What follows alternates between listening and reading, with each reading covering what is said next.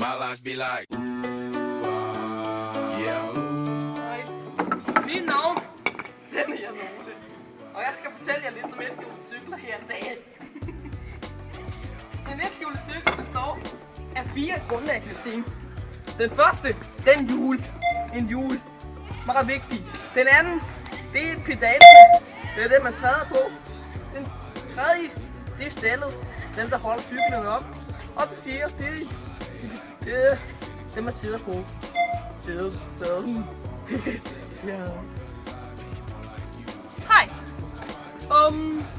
Inden for ethjulet cykel, så er der 4 discipliner.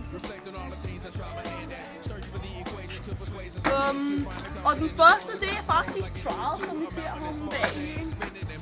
Ja.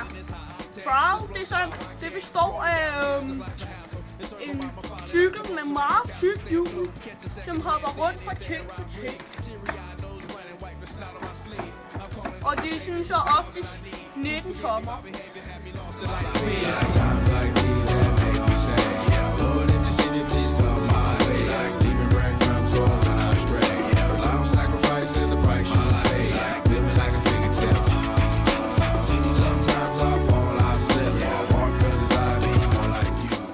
Hej, mit navn den er Lars Christian, og jeg skal fortælle lidt om noget inden for ethjulet cykling, som man kalder munibiking.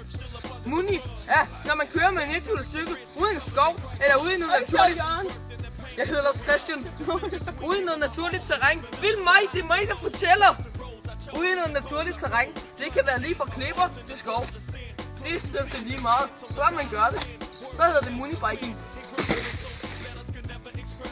Jeg hedder Lars Christian af Jens Jørgen. I dag der fortæller jeg lidt om freestyle. Det er en kategori, hvor man oftest har en cykel med et smalt hjul og små pedalarme.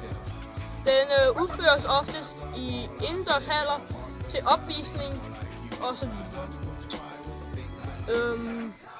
Bombekick!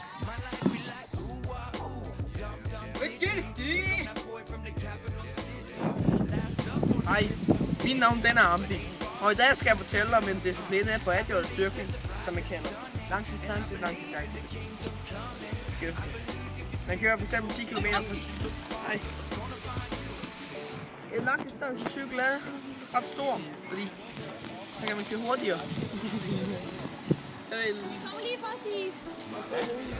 Nej, jeg kommer lige op til jer. Jeg er stadig.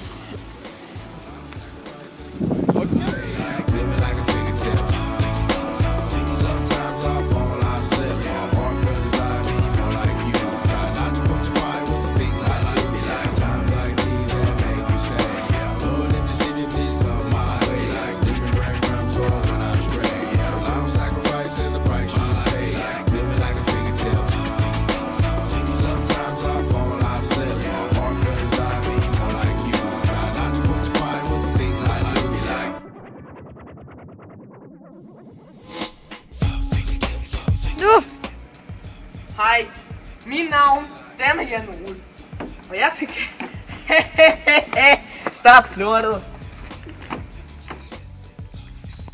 Hej, mit navn den er Lars Christian, og jeg skal fortælle om en disciplin inden for ethjulet cykling, som man kalder unibiking.